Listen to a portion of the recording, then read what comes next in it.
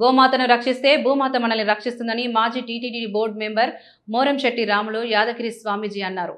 సిద్దిపేట జిల్లా కేంద్రంలోని కైలాసగిరి గోశాలలో పుంగనూరు గోమాతకు నామకరణ మహోత్సవం అంగరంగ వైభవంగా నిర్వహించారు. గోమాతకు తొట్టె కార్యక్రమం నిర్వహించి బాలాజీ అని నామకరణం చేశారు. గోమాతలో 33 కోట్ల దేవతలు నిక్షిప్తమై ఉంటారని, ఒక గోవుకు పూజ చేస్తే 33 కోట్ల మంది దేవతలకు పూజ చేసినట్లేనని వారు తెలిపారు. ప్రజలు ఇళ్లలో, అపార్ట్మెంట్లలో కుక్కలను పెంచడం మాని గోమాతను పెంచాలని పిలుపునిచ్చారు. జై గోమాత, జై జై గోమాత. ఈరోజు చాలా సుదినం.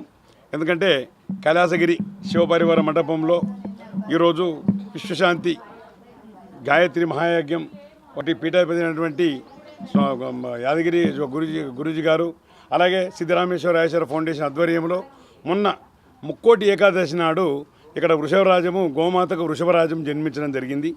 దానికి ఇదే రోజు ఇక్కడ మేము ఇక్కడ గోమాత కూడా అక్కడ తీయడం జరిగింది. గోమాత కూడా చింత చెట్టు కింద దానికి ఏం చేసినామంటే హరిత గోవర్ధనగిరి అని పేరు నామకరణం చేస్తున్నాము. హరిత గోవర్ధనగిరి దాన్ని చేసి ఈరోజు ఈ యొక్క స్వామివారి యొక్క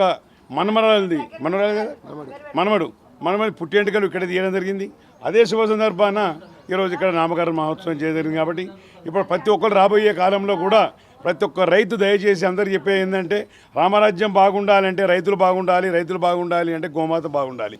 గోమాతను అందరూ ప్రేమించాలి, అమ్మను సేవించాలి, గోమాతను పూజించాలి, రైతును రక్షించాలి అనే స్లోగన్తో మేము SRR శతం జీవా శరదో వర్ధమానః శతం ఏమంతాన్ శతం వసంతాన్ శతం తా ఇంద్రో బృహస్పతి శతమాయుషా అభిషా హరిషమనం.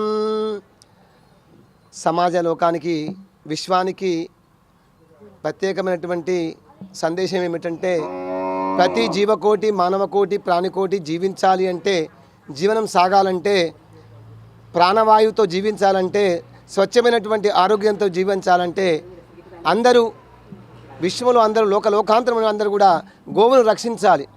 గోవును రక్షిస్తేనే మనకు అన్నం వస్తుంది. ఎందుకు అంటే గోవు ఉంటేనే గోఘృతము పంచగవ్యాలు వస్తున్నాయి. కాబట్టి ఆ పంచగవ్యాలతో మనము ఆ యజ్ఞయాగాలు చేసినప్పుడు ఆ యాగాల ద్వారా వచ్చినటువంటి వర్షముతో చక్కగా పంటలు పండుతాయి.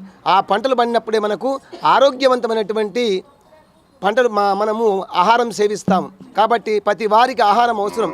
జీవకోటికి, మానవకోటికి, ప్రాణికోటికి 84 లక్షల జీవజాతులకు ఆహారం కావాలి అంటే ఆవు రక్షించబడాలి. కాబట్టి ఆవు రక్షిస్తేనే అన్నం ఉంటుంది. కాబట్టి ఆ అన్నంను కాపాడుకోవడం కోసం అందరూ ఈ విధంగా ఇంటింటా గో సంరక్షణ, ఊరూరా గోశాల యొక్క నిర్వహణ చేస్తూ ఉండాలని సంకల్పిస్తూ ఓం శతమానం భవతి శతాయు పురుష చేతేంద్రియ ఆయుష్యేవే